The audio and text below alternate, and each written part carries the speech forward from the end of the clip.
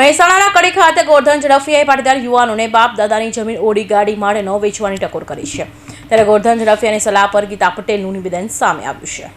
પાટીદાર સમાજના યુવાનોને શીખ આપતું વધુ એક નિવેદન સામે આવ્યું છે. મહેસાણાના કડી ખાતે યોજેલા સમૂહ લગ્નમાં ગુજરાત રાજ્યના પૂર્વ ગૃહમંત્રી અને પાટીદાર અગ્રણીના ગોરધન ઝડફિયાનું નિવેદન સામે આવ્યું છે. ગોરધન ઝડફિયા દ્વારા યુવાનોને ટકોર કરતા નિવેદન આપ્યું હતું કે બાપ દાદાની જમીન ઓડી ગાડી લેવા માટે ન વેચતા. આ સાથે તેમનું અન્ય એક નિવેદન પણ ચર્ચામાં આવ્યું છે, જેમાં તેમણે જણાવ્યું કે ઘરમાં પીળું પાણી રાખતા હોય તો બંધ કરી દેજો. જો નિવેદનને લઈ પાટીદાર મહિલા અગ્રણી ગીતા પટેલનું નિવેદન સામે આવ્યું છે અને કહ્યું કે ગોરધનભાઈ ભૂલી ગયા કે તેઓ ભાજપ સરકારમાં છે. ભૂલી ગયા છે કે બીજેપી સરકારમાં છે.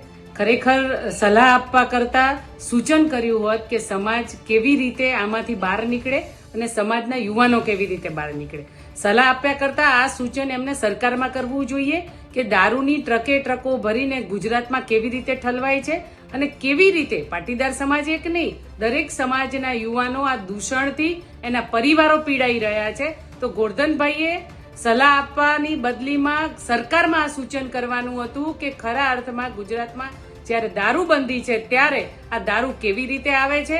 ગોરધનભાઈએ મહેરબાની કરીને સલાહ ન આપવી જોઈએ. અને આજકાલ આપણા શું કહેવાય કે સમાજના નેતાઓને સલાહ આપવાનો ને ભાષણ કરવાના શોખ ઉપડી ગયા છે.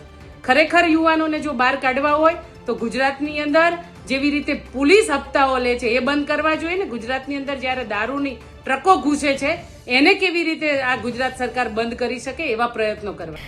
ગોરધન ઝડફિયાએ એક કાર્યક્રમમાં યુવાનોને ટકોર કરતા નિવેદન કર્યું હતું કે બાપ દાદાની જમીન ઓડી ગાડી લેવા માટે ન વેચતા. પેટ માટે જરૂર પડે ત્યારે ચોક્કસથી વેચજો. સમાજમાં હવે સંસ્કારની જરૂર છે. સંસ્કાર વિના સંપત્તિ કોઈ દિવસ પરિવારને સુખી નહીં કરી શકે. સંસ્કાર વિનાની રાવણ પાસે સોનાની લંકા હોવા છતાં તે સુખી ન હતો. પાટીદાર સમાજને સંસ્કારથી ઓળખ મળી છે. આપણા વડવાઓ દ્વારા સંપત્તિ નહીં પરંતુ સંસ્કાર આપ્યા છે, તે આપણી ઓળખ છે. ગામડાઓમાં ખેતી ઉપર નિર્ભર રહી શકાય તેવું નથી. ગામડાઓમાં કોઈ છોકરી આપવા તૈયાર નથી તેવી સામાજિક સ્થિતિનું નિર્માણ થયું છે. કૌશિક પટેલનો report, Hind TV news, Surat.